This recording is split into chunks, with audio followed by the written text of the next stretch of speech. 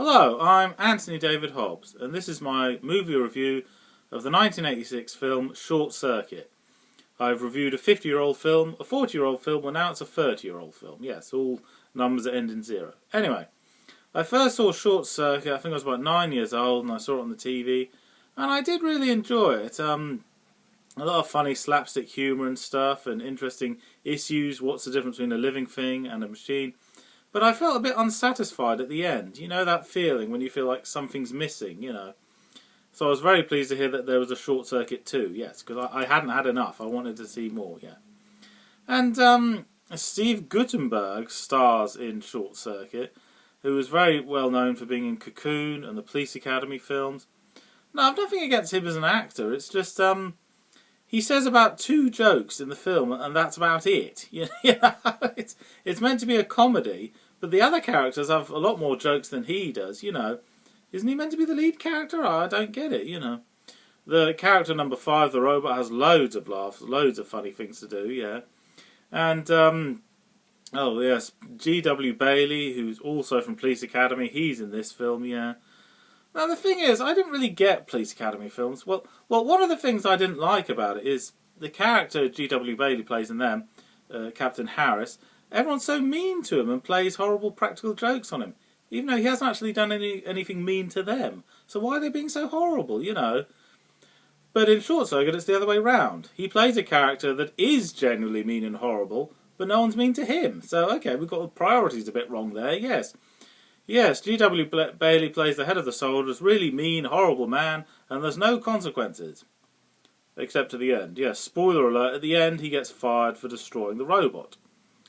Well, if the character Howard had the power to fire him all along, why didn't he fire him before he destroyed the robot? Yes, that would have made a lot more sense, but plot convenience, yes, okay. And speaking of plot convenience, okay, a few bloopers if you like. At the end of the film, Ali Sheedy and Steve Guttenberg fall madly in love, even though they've only just met. It's ridiculous, you know. It's crazy. They get the robot back, they're on the road, and everything goes, come and live with me. I've got 48 acres of lots of land, and you like animals and stuff. Okay, live with me forever. Yeah, let's fall in love. They've only just met. I mean, I'm all for people falling in love. I'm all for it. But in a movie, if the idea of falling in love has been very forced, or if it doesn't make any sense, then it's ridiculous. It's stupid, you know. The story would have worked just as fine if they become good friends. They didn't need to fall in love. I mean, okay, it made sense in the 80s. Yes, everyone falls in love, falls happily ever after, but it's... No, sometimes falling in love is silly if it doesn't make any sense in a story, yeah. And, yes, another little blooper if you like. Well, number 5 is the robot that comes alive.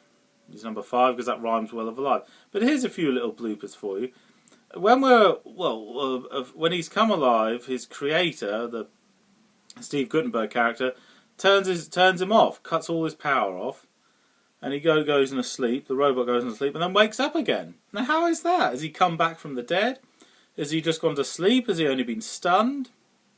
It's never clearly specified.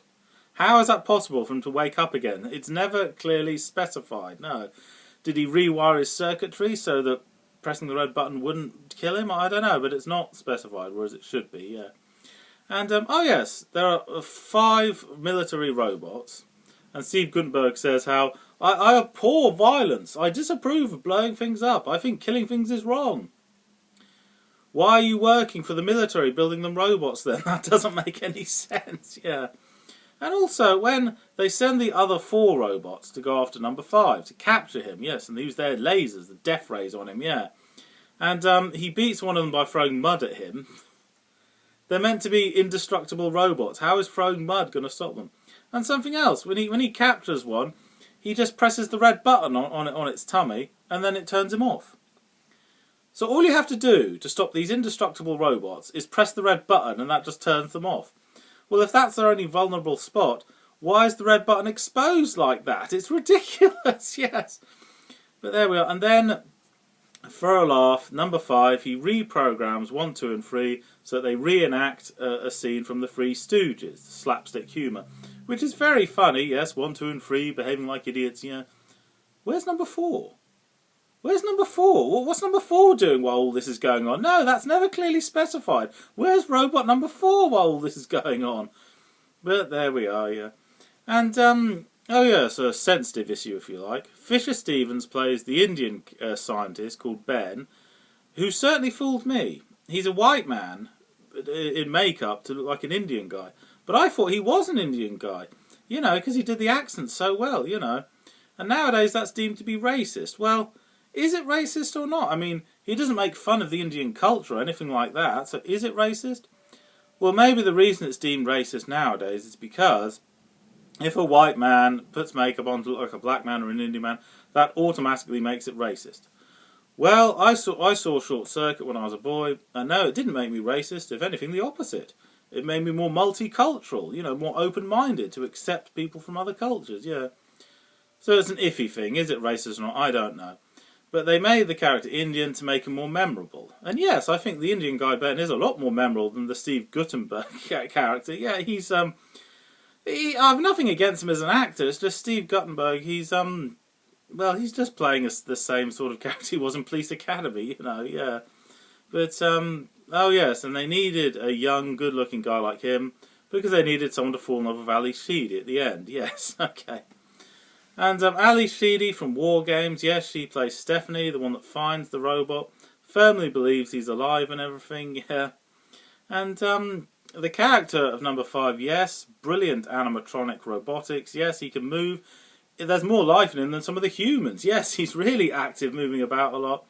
And something else, when he's making pancakes and mixes it and all the stuff splatters all over the place, yeah, because he doesn't have common sense. He doesn't realise when it says stir thoroughly, don't make a mess.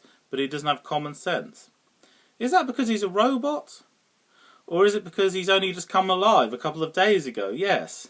That's not because he's a robot, it's because he's recently come alive, like a child or a toddler. They don't have common sense. It takes life experience to get common sense and not take things so literally, yeah. In other words, yes, I do like Short Circuit. It does have a lot of laughs, but I prefer the second one, yeah. Okay, thank you for watching. Oh yes, one last thing I'll say. Why is the robot chased at the end a heck of a lot? Well, because it worked in E.T., it worked in Starman, and it worked in Splash. Yes, the authority figures are made out to be the bad guys chasing someone who's not evil. They're just very misunderstood. Yes, that formula worked because of the success of E.T. Okay, thank you for watching. I'm Anthony Hobbs, and I'm never bored.